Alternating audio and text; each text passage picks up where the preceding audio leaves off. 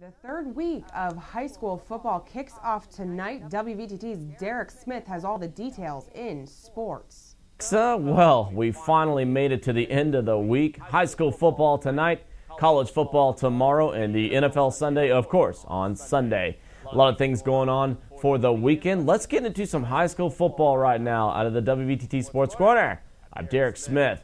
Olean High School football will be hosting the Pioneer High School tomorrow, 7 p.m. The Pioneer Panthers are coming off a close win last week against East High School, 16-12.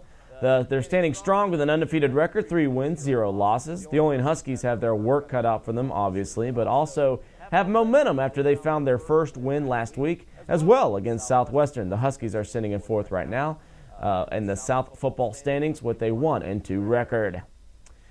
Allegheny Limestone also sitting at 1-2 for the year. Will be visiting the Cassadaga Valley Cougars, who are 2-1. Cassadaga defense, they're pretty impressive, shutting out last week the Falconers.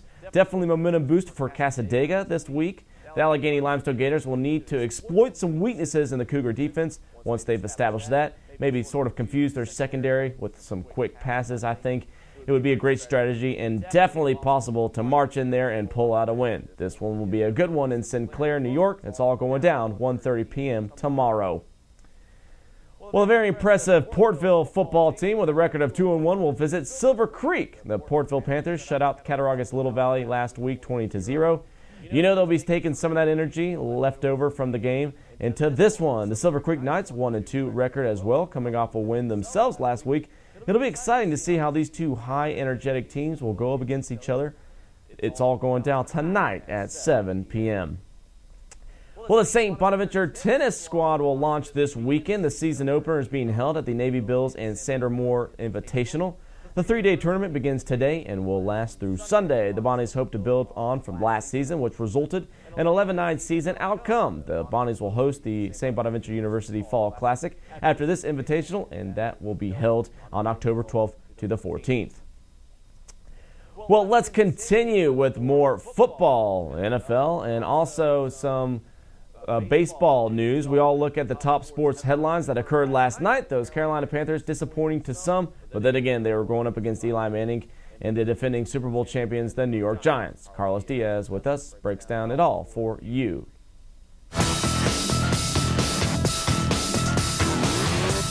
With Headline Sports, I'm Carlos Diaz. Opening round of the Tour Championship in Atlanta, Tiger Woods shot a 4 under 66 and is tied for the lead with Justin Rose.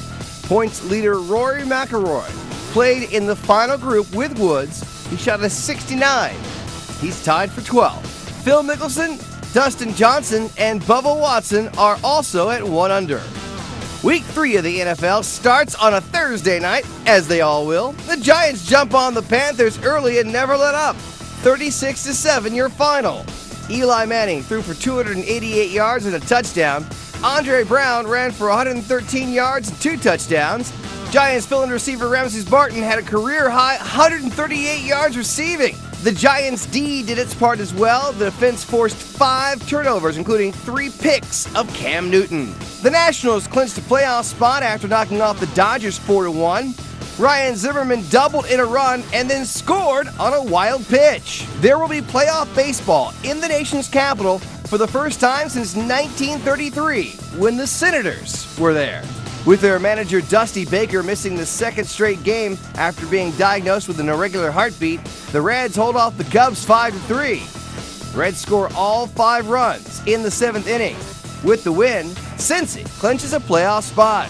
The Yankees outslugged the Jays 10-7. Ichiro Suzuki went 2 for 4 with a home run and 3 RBIs. Nick Swisher added a grand slam to cap off a 7-run 4th inning. The Yankees have won 5 straight and lead the Orioles by a game in the AL East.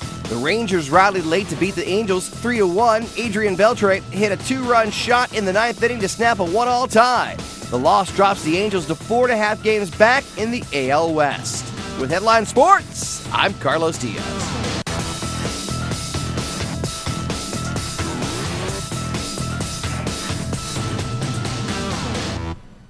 Well, some folks predicted the Panthers to win that one against the Giants. I don't know what kind of Kool-Aid the Giants were drinking, but they went in there and just smashed the Panthers. Also, New York Yankees' Nick Swisher hitting a grand slam right there. The 10th of the season, that ties a franchise record. Great stuff in the sports world that happened yesterday, and I'm sure a lot's going to happen this weekend. Well, find us on Facebook and Twitter to get your local sports on my show. Enjoy your weekend, and enjoy the rest of your Friday. Alexa?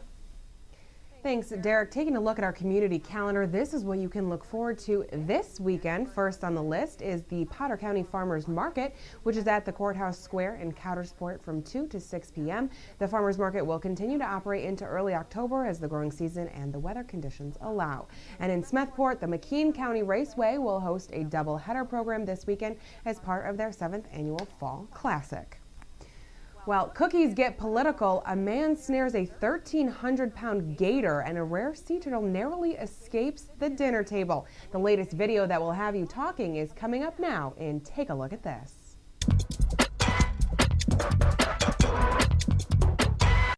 Take a look at this. Buskin's Bakery in Cincinnati is trying to sweeten this year's presidential campaign. It's selling cookies stamped with caricatures of Mitt Romney and Barack Obama. They were all voting for Obama, so I wanted to get them a cookie. Okay, we'll have another Romney. They keep track of sales as an informal poll. So far, President Obama has the edge. It's a tradition that started 20 years ago, and they say their poll has picked the winner every time. A man bagged this massive alligator in a lake in southwest Arkansas last week. It measures 13 feet 3 inches and weighs more than 1,300 pounds, an unofficial state record. The gator was so large it took 5 people to lift it out of the water. He plans to mount the head and make alligator boots for those who helped him with the hunt. This rare Kemp's Ridley sea turtle was named Lucky because he narrowly escaped becoming a fisherman's dinner. Fortunately, a neighbor spotted the animal and alerted authorities. Workers at the Florida Aquarium nursed him back to health. The Kemp's Ridley is an endangered species, so not even the aquarium could keep him. Once he was well enough, Lucky was sent back out to sea. For Take a Look at This, I'm Catherine Kim.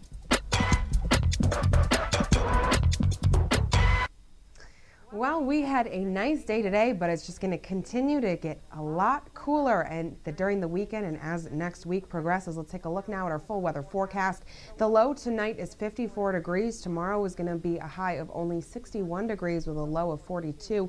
We are going to see some rain showers later on in the afternoon tomorrow. Then on Sunday, we're going to see showers in the morning. The high on Sunday is only 57 degrees with a low of 39. Monday will be partly cloudy with a high of 58 degrees and a low of 41, and Tuesday will be mostly sunny with the highs only going into 68 degrees with a low of 51 degrees. So right down the board, we're only seeing highs in the low 60s and high 50s, and the lows are definitely in the 40s, if not the 30s. So definitely a lot of cooler temperatures coming our way, but today was pretty nice, and tomorrow and Sunday going to be rainy. Well, that does it for our newscast tonight. From all of us here at News Channel 25 WVTT, I'm Alexa Olson. Thanks for watching and have a good weekend.